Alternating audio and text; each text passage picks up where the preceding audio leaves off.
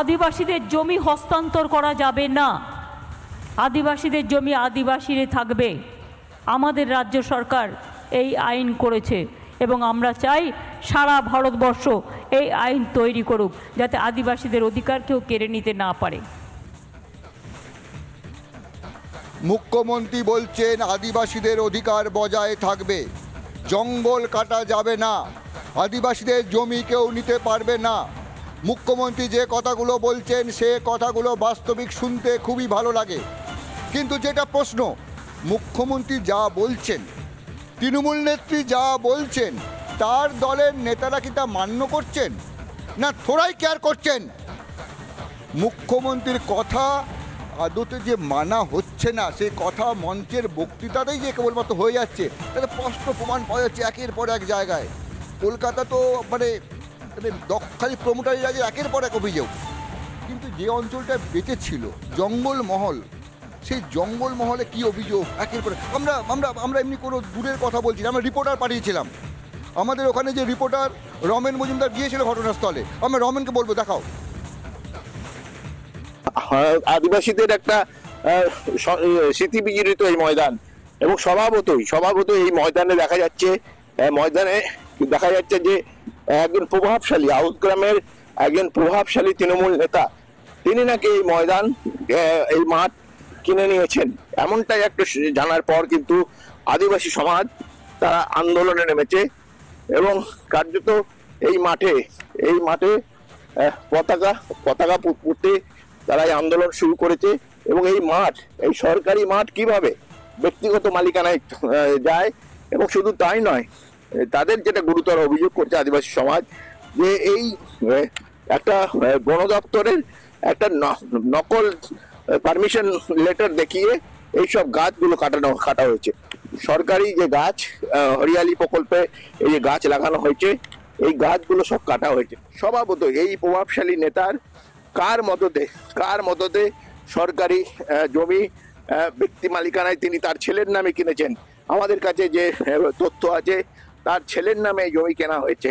এবং স্বভাবতই এই প্রশ্ন, এবং পাশেই একলব্য রেসিডেন্সিয়াল স্কুল, পশ্চিম বর্ধমানের জেলা শাসক, কাকসার ব্লক উন্নয়ন আধিকারিক থেকে আরম্ভ করে প্রশাসনের সর্বস্তরে তারা অভিযোগ জানিয়েছে, কিন্তু সেই অভিযোগ জানাবার পরও এখনো পর্যন্ত কোনো সদর্থক ভূমিকায় দেখা যাচ্ছে না প্রশাসনকে।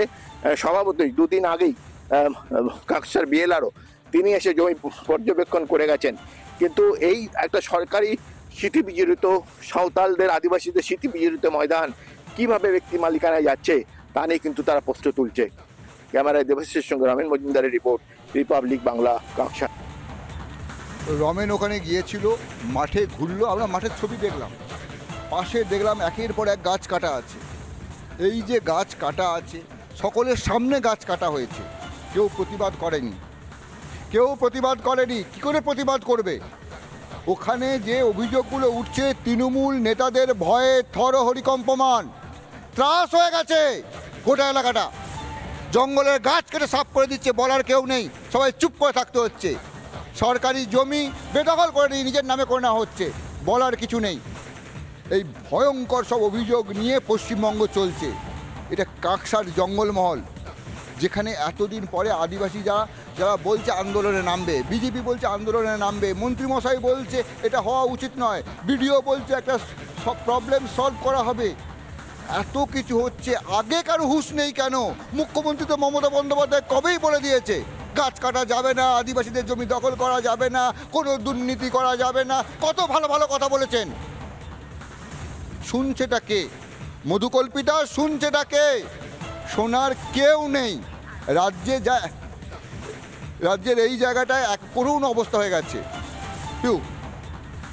একেবারে ঠিক তাই। এবং সেখানে তৃণমূল সুপ্রিমো অর্থাৎ এ রাজ্যের মুখ্যমন্ত্রী মমতা বন্দ্যোপাধ্যায় তার নির্দেশ অমান্য করে কিন্তু তার দলের লোকজন ঠিক এভাবেই কাজ করে যাচ্ছেন, যেমনটা তুমি দেখাচ্ছিলে। এবং যে প্রতিবেদন রমেন তুলে দেখালো আমাদেরকে, সেখানে কিন্তু পরিষ্কার একটা ব্যাপার, একেবারে সরকারি জমি নিজের নামে রেকর্ড করেছেন সেই প্রভাবশালী তৃণমূল নেতা। ধন্যবাদ তোমাকে শুভ্রাংশু, আমাদের সঙ্গে ছিলেন নিউজ রুম থেকে আমাদের সিনিয়র এডিটর শুভ্রাংশু চ্যাটার্জি।